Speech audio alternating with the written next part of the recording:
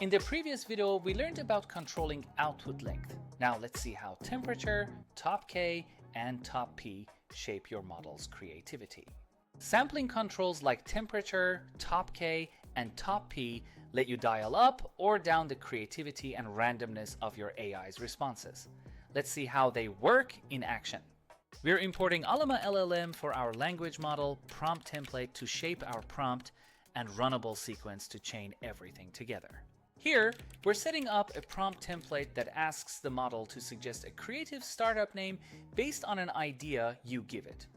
We're telling the prompt to expect an input variable called idea and then laying out exactly how we want the model to respond.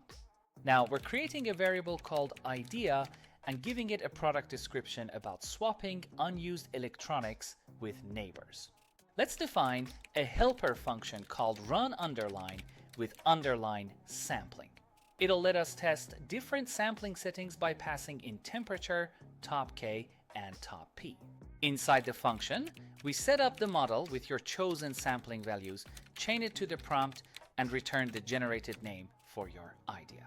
Now, we're getting ready to run our model with a few different sampling settings, and we'll store all the results in a dictionary called outputs. We're running 4 experiments, 1 fully deterministic, 1 super creative, 1 with a tight top K, and 1 with a low top P. This will show how each setting changes the output. Let's print out the original startup idea so you can see what the model is working with.